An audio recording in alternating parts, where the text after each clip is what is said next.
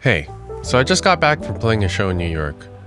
I've been playing music professionally for about 10 years, and I've learned a lot of lessons along the way. I'm a multi-instrumentalist and I primarily play for an artist named MXM. Earlier this year, we hit the road for her new album, Liminal Space, and honestly, it was the best tour I've ever been on. But now, I'm home, and I've been reflecting.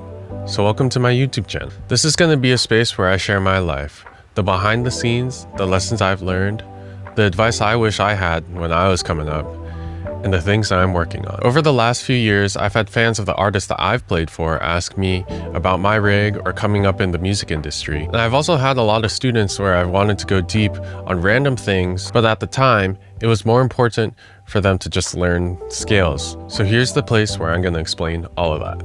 If you're into music, touring, gear, or just figuring out how to make this creative life work, I got you. Now, I'm by no means the best, and I don't plan to act like I am. I'm just a guy who's grown a lot over the years, and I want to help others do the same. So for my first video, I wanted to talk about something practical. 5 things I always do before a gig. Whether you're playing your first show or your 50th, these are some things that I do to help me show up prepared, confident, and excited. Let's dive in. All right, tip number 1, talk to the artist or MD first. Before I learn a single note, I want to know, what do they want me to play first? Do they want me to sound exactly like the record, or are we making something new for the live show? It doesn't matter how much you prepare if you prep the wrong parts. Step 2, deciding your part. Now this step is everything. Before we practice, we have to figure out our part. That's why next week, I'm going to dive deeper and dedicate a whole video just to this process. Starting out, I was the worst at learning parts and memorizing parts. I grew up as a classical musician who could only read parts.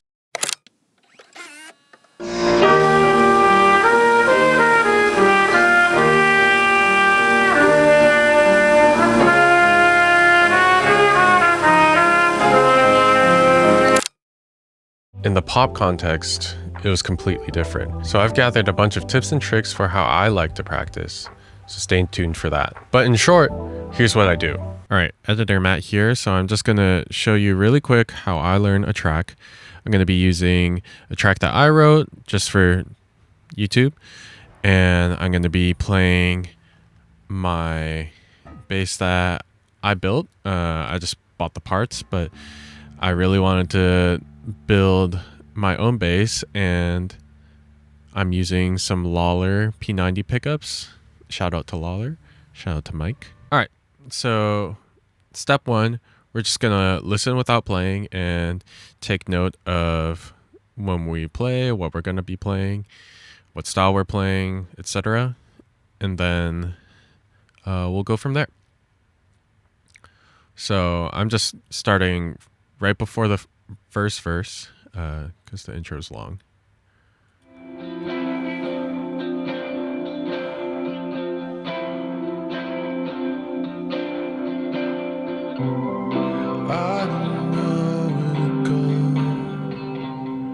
It's a pretty ambient light. We're not playing at all in the verse. Let's take note of that. Is it too late to know which path is mine?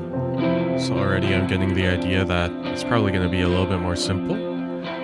I forgot how to answer. Alright, stay right there. Forgot how to answer.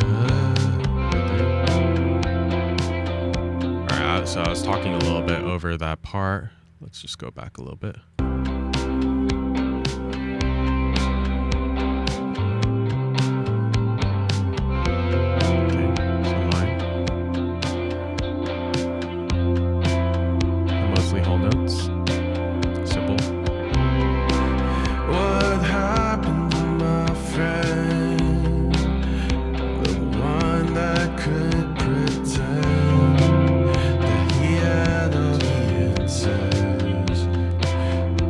He's not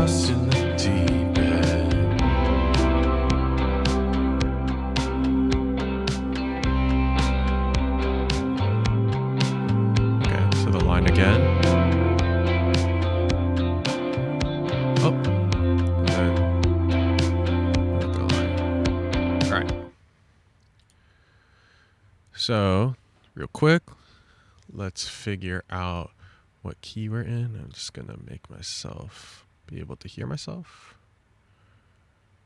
Okay.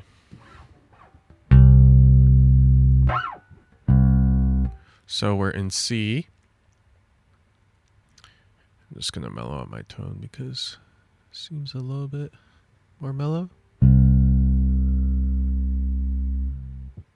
So first of all, I'm gonna figure out whether we're gonna be playing this C or this C. I have a feeling it's this one because it felt a little bit more mellow. Is it too It's late to fine. know? We come in.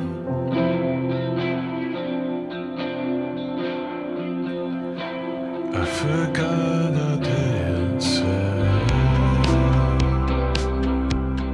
So it sounded like a slide up. I forgot how to answer. Pick up, slide up.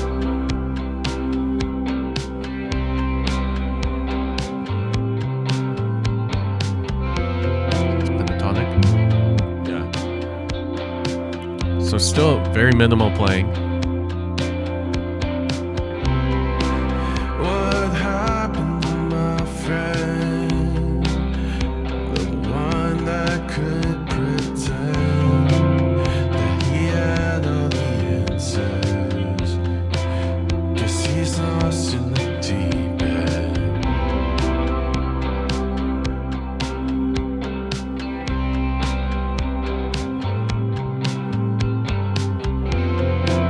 So I'm just kind of miming it. Okay, let's find out where that is. So I think, so first we're in C, right? It's going, and then up to the 4. Right? And so most of the song is just 3, 4, 1, 2, 3, 4, 1, 2, 3, 4, 1, 2, 3, 4, F. Sorry about my singing. 2, 3, 4, 1, 2, 3, 4. Right? And then you have like interspersed fills. So first one is pentatonic.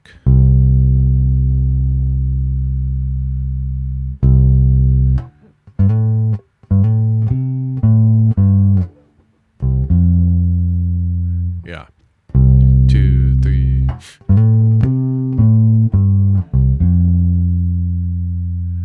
And then let's find that second one. Ba.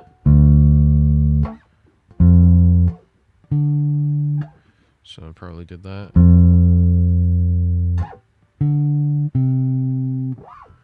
Let's listen to that last part again. Oh.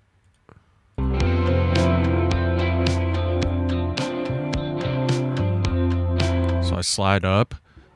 Ba ba ba ba. So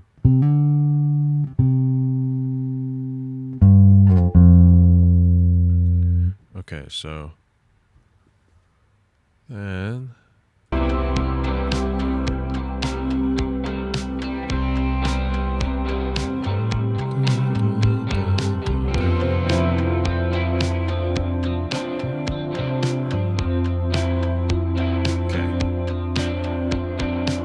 all right, kind of figured it out a little bit. Now let's just play along and see if we actually got it. I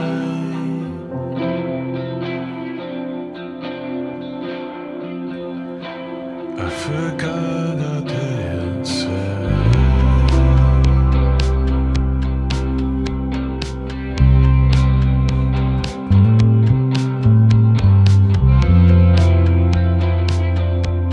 No other line, just full notes, first time.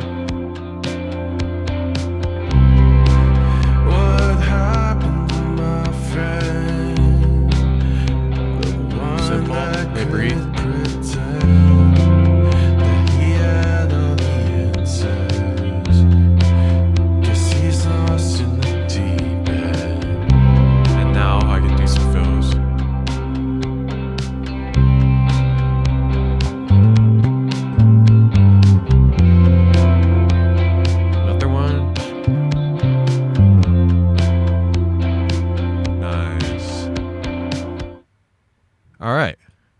So I hope that gives you a little tidbit into how I learn a song.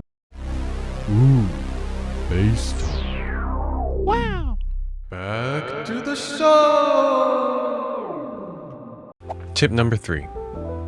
Write down everything. I'm talking what sound I use, what instrument I'm playing, my chord voicings, where on the neck I'm playing, whether I'm using a pick or my fingers. I'm talking everything. Why?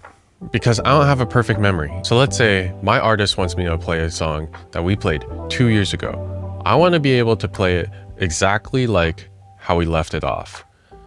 No compromises. Even if I've played that song 100 times on tour, there's going to be minute details that I'm going to forget. Like, did I play with the pick or did I play with my fingers? Or did I play this C or this C?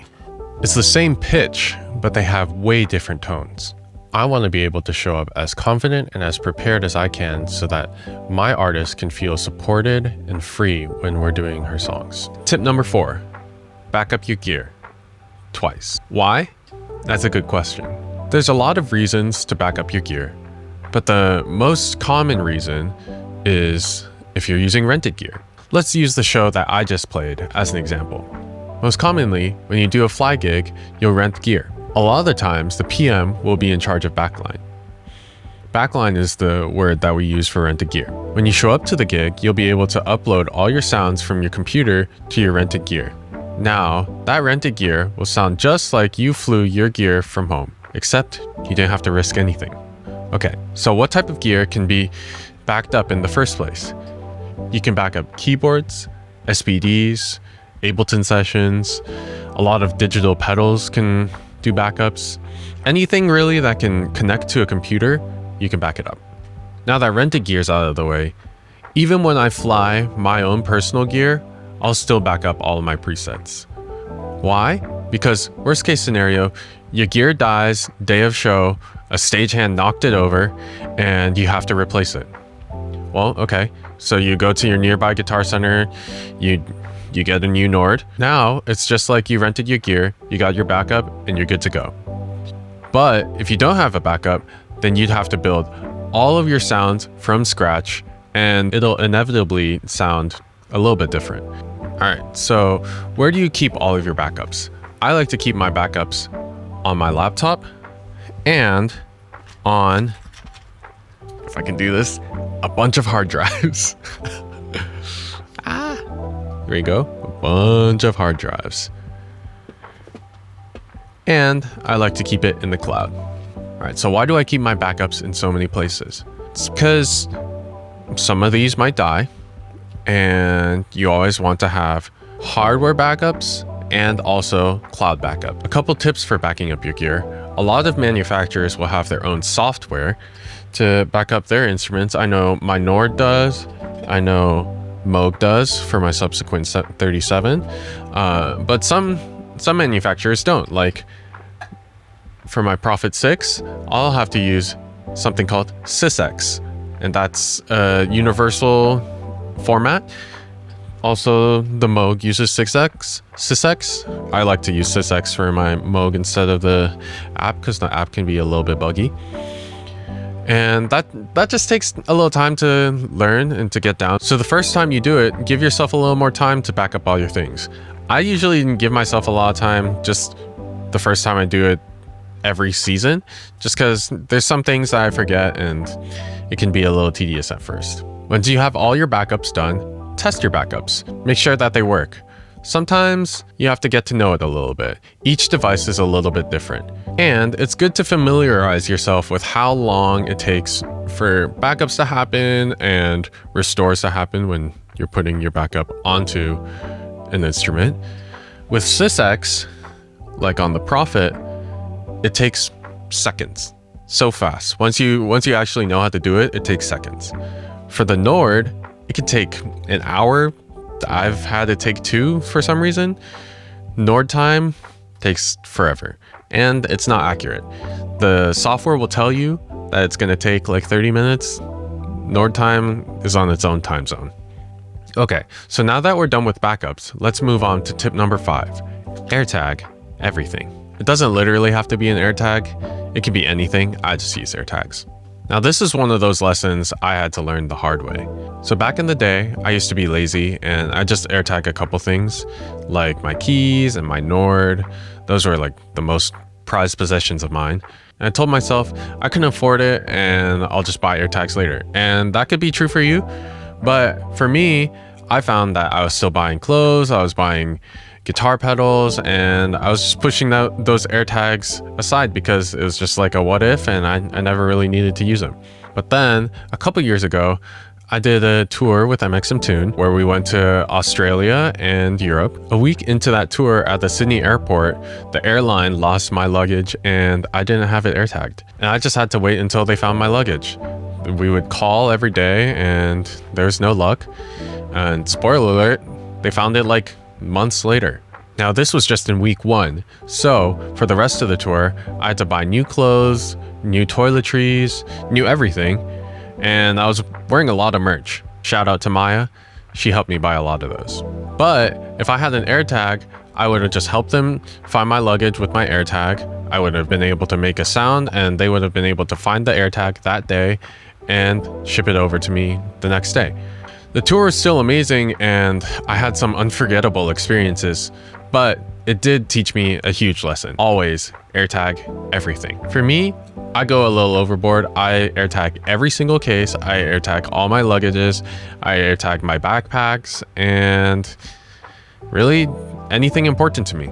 All right, so those are 5 things that I do to help me prepare for a gig. I hope this helps anyone out there who's prepping for a show, a tour, or just jamming with your friend. If you found this useful and you want to see more behind the scenes of tour life, playing live, gear setups, or just life as a creative, hit that like button, subscribe, and comment to let me know what you want to see next. Also, please let me know if there's anything I can improve on. I'm really new to making videos and I'd love further feedback. Lastly, thank you for spending your time watching this video. Time is precious, and I don't take that lightly, so thank you. And until the next one, alright, see ya.